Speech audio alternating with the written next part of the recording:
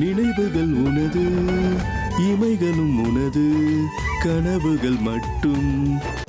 எந்த அளவுக்கு சந்தோஷப்பட்டுக்கணுமோ பட்டுக்கோங்க. எல்லாரும் கோவிலுக்கு போற சந்தோஷத்துல இருக்கீங்கல்ல, உங்க எல்லாரோடைய சந்தோஷமும் சோகமா மாற போகுது. இல்ல அங்கிள், தாயத்தை பிச்சு போட முயற்சி பண்ண, ஆனா என்னால முடியல. அத நான் அக்கா கிட்ட போய் சொன்னப்போ பரவாயில்ல போட்டும் விட்டுருன்னு என்கிட்ட சொன்னாங்க. டேய் அர்ஜுன், டேய் என்னண்ணா? அங்க பாருடா, ஏதோ ஒரு பொண்ணு ஏரியில விழுந்துட்டா.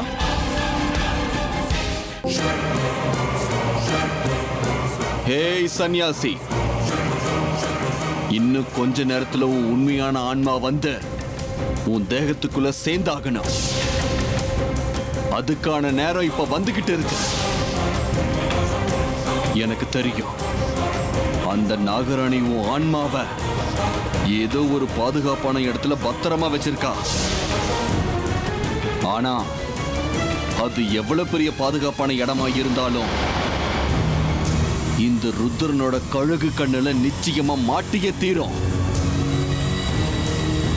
உன்னுடைய ஆன்மா எங்க இருந்தாலும் உன்னோட இந்த தேகத்துக்குள்ள வந்து சேர்ந்துதான் ஆகணும் சன்னியாசே. நாகமணி எங்க இருக்குங்கிற ரகசியம் உனக்கு மட்டும்தான் தெரியும். இன்னைக்கு இந்த ரகசியத்தை நீ என்கிட்ட சொல்லிதான் தீரணும். சொல்ற மாதிரி நான் செஞ்சு காட்டுற பாரு. ஜெய் மகாருத்ரா.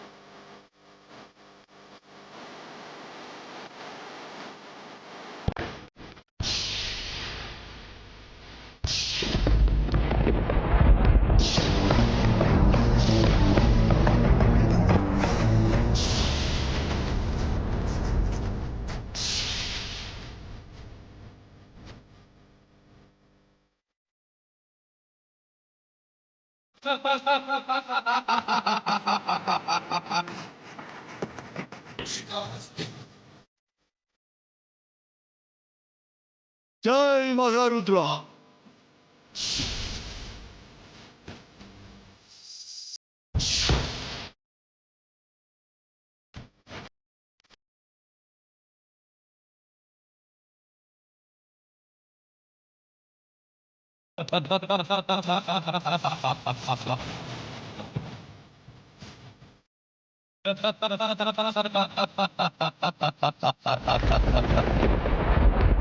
வந்துட்டியா? உனக்காக தான் நான் காத்துக்கிட்டு இருக்கேன்.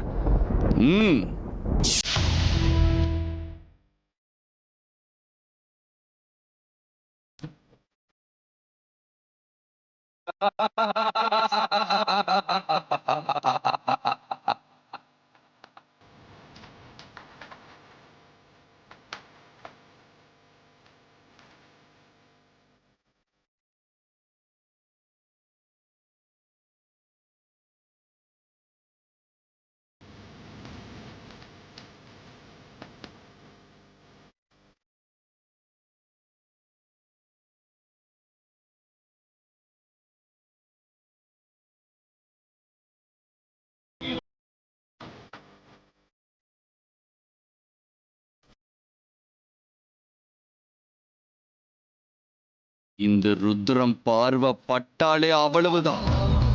அவன் நினைச்சது நடந்தே தீரும்.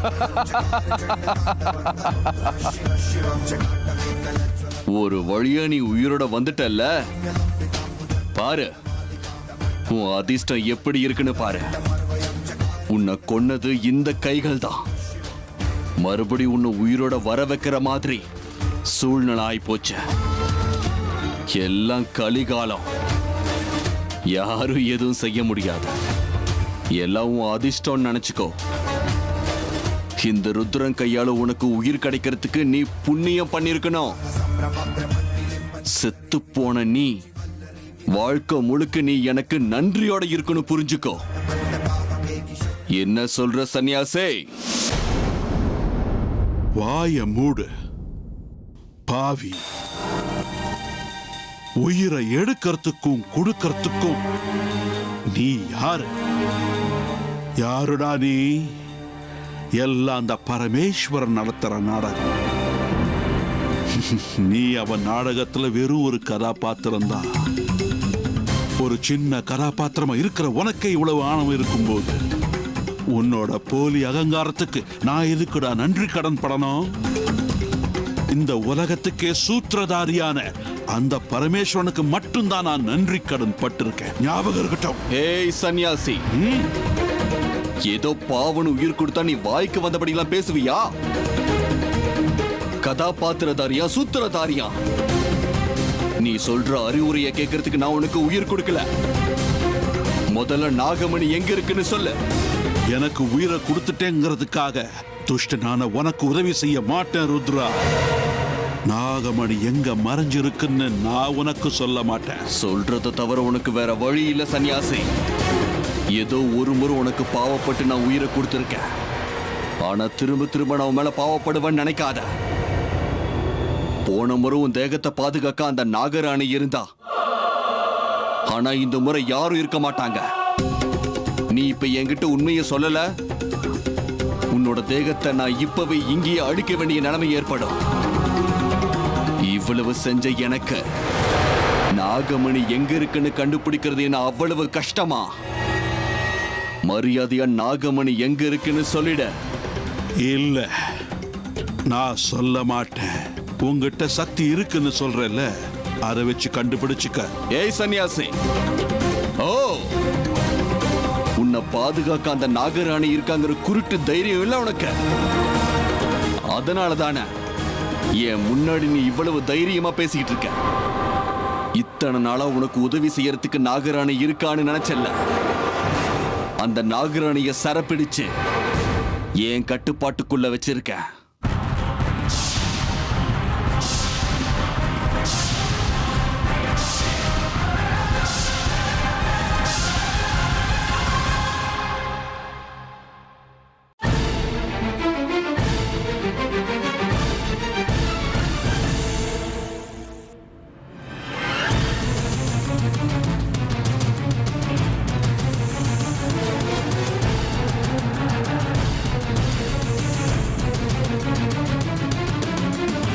அண்ணா அண்ணா அண்ணா அண்ணா அண்ணா அண்ணா அண்ணா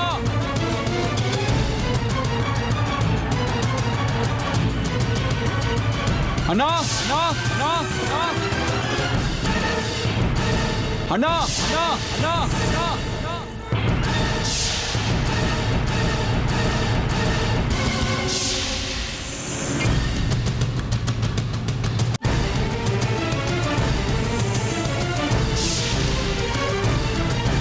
அண்ணா அண்ணா அண்ணா அண்ணா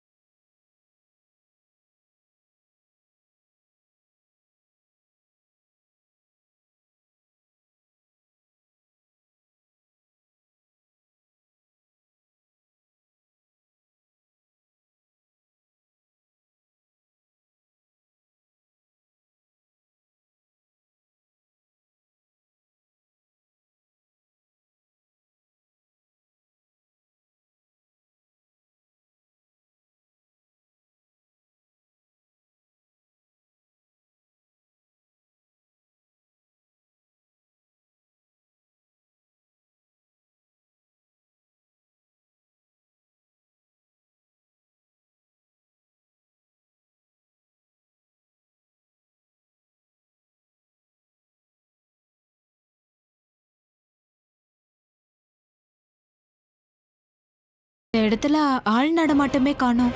தப்பி தவறி ஏதாவது பிரச்சனை ஆயிருந்தா வாங்க போய் பார்க்கலாம். அதுல என்ன சந்தேகம்?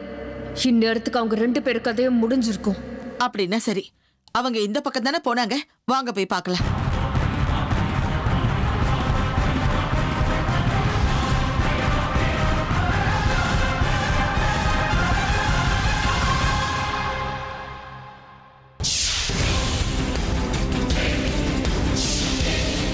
அண்ணா அண்ணா அண்ணா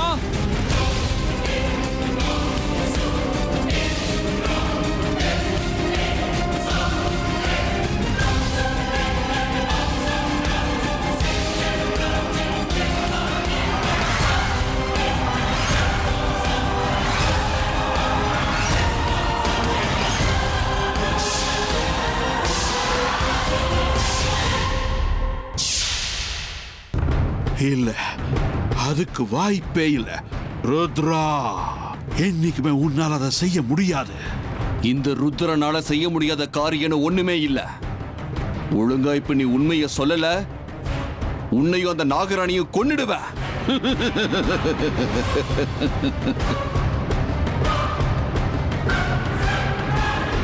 உன்னோட இந்த பகல் கனவை பார்த்து அழறதா சிரிக்கிறதான்னு எனக்கு ஒண்ணுமே புரியல ருத்ரா. நாகராணிய கொல்றது இருக்கட்டும், அவ எங்க இருக்கான்னு கண்டுபிடிச்சிட்டு பார்க்கலாம். அவ்வளவு சுலபமா அவ இருக்கிற இடத்தை உனக்கு காமிச்சு கொடுத்துருவாளா? முட்டாள். என்ன, என்னையே முட்டாளுங்கறியா? என் வார்த்தைகள்ல என் சக்திகள் மேல உனக்கு நம்பிக்கை இல்லைல்ல? இப்ப பார்.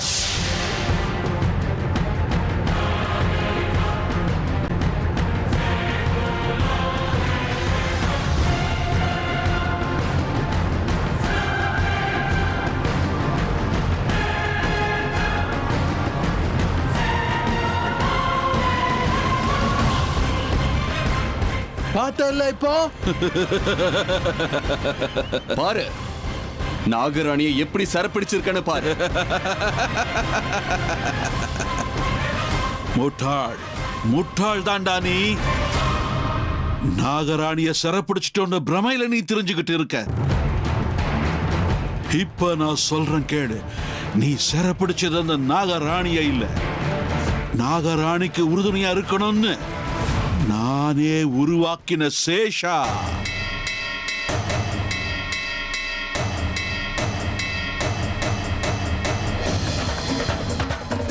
நீ மட்டும் இல்லடா, உன்னை விட 1000 மடங்கு சக்திசாலி வந்தாலும் நாகராணி இருக்கிற இடத்தை கண்டுபிடிக்கவே முடியாது. தெரிஞ்சுக்கடா முட்டாள். மோசம், இது மகா மோசம். இதுக்காக நான் தோல்வியை ஒத்துக்க மாட்டேன். வெற்றி தோல்வியை பத்தி நீ அப்புறமா யோசி. முதல்ல உன்னோட உயிரை காப்பாத்திக்க முடியுமான்னு பாரு. ருத்ரா, இங்க நீ நினைக்கிற மாதிரி எதுவும் நடக்க போறதில்லை. எல்லாம் அந்த பரமேஸ்வரனோட விருப்பப்படி நடக்குது. அதன்படி பார்த்தா இந்த பூமியில இன்னைக்கு தான் உனக்கு கடைசி நாள். ஆமா, இன்னைக்கு நீ சாக போற. உன்னால முடிஞ்சதுன்னா உன் உயிரை நீ காப்பாத்திக்க. அந்த மரணத்தை உன்னால ஜெயிக்க முடியுமான்னு பாரு. உங்க சாவுக்கு நான் கொடுத்த கடைசி நாள் இன்னைக்கு தான்ற நினைப்பு உங்களுக்கு இருக்கு இல்ல? இன்னையோட இந்த பூமிக்கும் உங்களுக்கும் உள்ள சம்பந்தம் முடிய போகுது. ரொம்ப எச்சரிக்கையோட சூழ்நிலைக்கு ஏற்ற மாதிரி நடந்துகிட்டா மட்டும்தான் உங்களால பொழைச்சிருக்க முடியும். அதை ஞாபகப்படுத்தத்தான் வந்தேன். அது மட்டும் இல்ல ருத்ரா, இன்னொரு உண்மைய சொல்றேன் கேட்டுக்க. நாகமணி எங்க இருக்குன்னு நீ கேட்டுக்கிட்டே இருக்க இல்ல? இப்ப சொல்றேன் கேட்டுக்க. நாகமணி வேற எங்கேயும் இல்லை, உங்க வீட்டுக்குள்ள இருக்கிற அந்த சிவலிங்கத்துக்குள்ளதான் இருக்கு.